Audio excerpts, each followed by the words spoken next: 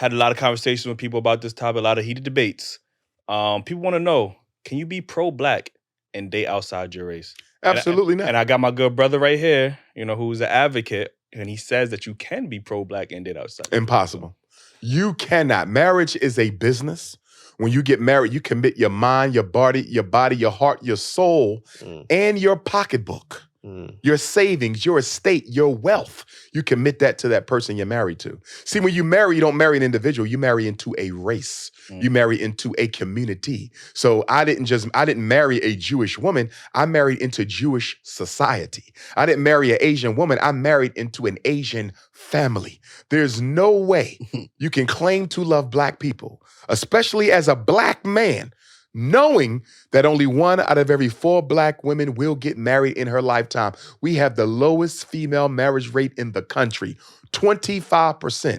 That means 75% of Black women will never, ever know what it feels like to be proposed to. And if you care about the Black community, you got to care about saving the Black family, because the family is the essential institution of a community. And the only way you can save a family is to build a family. You can only build a family with a Black woman. Absolutely not. You cannot talk Black and sleep white.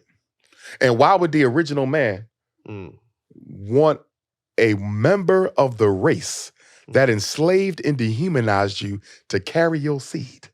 Why would I, after the rape and the lynching and the slavery and the Willie Lynch and the Jim Crow and the police brutality and the economic apartheid and the gentrification and the AIDS and the Ebola, the West Nile, the COVID, the genetics, the eugenics, why would I want to take my original seed, God's seed, and put it in a cave-dwelling organism? Why would I want to do that? Go ahead. Yeah, we need to hear you, brother. The mic is yours, Ace. Yeah. I want to incubate my son, my daughter, in the womb of the people who have destroyed my people in this world. Now, let me say first, when I made this argument, I wasn't necessarily talking about white women, obviously. I mean, there's other races out there. But and they hate you just as much. But what I'm saying, all right, so you said yourself earlier that there are Black people among us that are not for us. True. So with that being said, there are people of other races that are more for us than there are our people. Describe for us, please. When you go to protests for Black rights and police brutality and stuff, and you see other races that are out there and there are Black people that would never be caught out there. I mean, okay. So because an Asian, I'm just all right, go ahead. Or a Caucasian showed up for a George Floyd march, right? That means they give a shit about Black people. I'm just saying. Let me ask you this: according to the Pew Research. They said 1 in 5 protesters during the George Floyd protest was Black. Okay. 4 out of 5 were non-Black. Right. At least 3 out of the 4 were white. So the George Floyd protests were mostly white people. Okay. If white people care that much about Black folks, no changes. Why didn't that woman who got Emmett Till murdered, why was she never arrested? If white people care that much about Black life, why all these police that's going around killing Black folks are not being held accountable? If white people care that much about Black life, why don't we see it in the political and economic realities of Black people? Facts. You know why they showed up to the George Floyd march? Why? To dissipate the power of Black people and to redirect the focus of those marches. White people outnumber Black people 5-1. So if you let them in, they automatically take control by virtue of their numbers and redirect it. And so Nancy Pelosi and the Democratic Party turned the George Floyd march into a damn celebration for Joe Biden. Joe Biden votes in the Democratic Party. We got nothing out the march whatsoever because we let it get diluted. Right. You have to keep it all Black. The minute you let white people in, because you can't control how many join. There's more of them than us here. You can't control how many join. So the minute you let them in, they now have the power to remake this into whatever they want. And because most Negroes who participated in the George Floyd March made it multicultural, every time we get on the microphone, this is not just about black people. I'm so tired of hearing that shit. It is, though. Everywhere it is you about go, us. it is about us. Yes. But if you notice, when it's about us, it can't be about us. Can't just See, be about it. when the Mexicans shut down the highways in California, nobody tried to multiculturalize that. You understand me? You're not welcome here. Absolutely. This is our thing.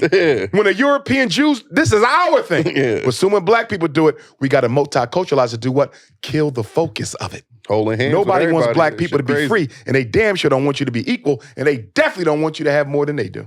So let me help my good brother out, right? So some of the talking points when I do have these conversations with other black men or black women is that, you know, procreating is part of being pro-black, right? Procreating with another black person. So some people will say... Before we get into that, okay, what would be your description of a pro-black person?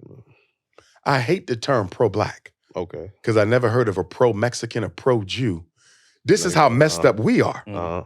Not you for saying pro-black, but for you to have to define a black person as pro-black. Do you know what that means? right. That automatically means by contraindication that most black people are anti-black. That's a fact. Do you feel me? If I walk in and you say he's pro-black, because this is what people say when they see me, it'll be 1,000 blacks. He's pro-black. Do you know what you're saying about everybody else in here? Nah, they're fucking coons. Do you see what I'm saying? Yeah. We're the only people, we're the people who are for us are the minority. Think about that. But I think you have to describe people who care about black people as pro-black. No other group has to do that. And it speaks to how much most of us are anti-ourselves. I don't necessarily think that means you're anti-black, because usually when I think of the word pro, usually is the most extreme of something, right? This is why when you have pro-life and everything else, when you put pro in front of something, that means the most extreme. I think people confuse being proud to be black with being pro-black. I think people are proud to be black. I don't see how one could exist without the other.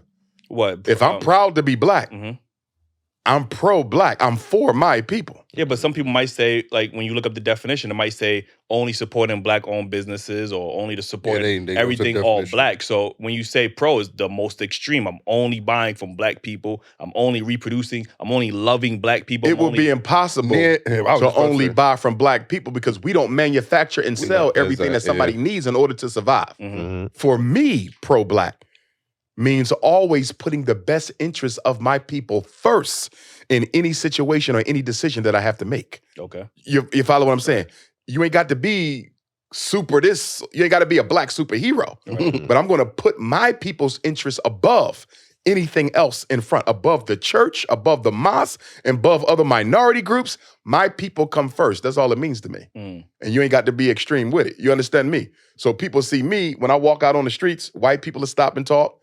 Arabs to stop and talk. I got people who follow my work of every race, and I will respect them as human beings. But when it comes to the struggle, none of your interests matter before my own people, because my people's interests will never matter before yours.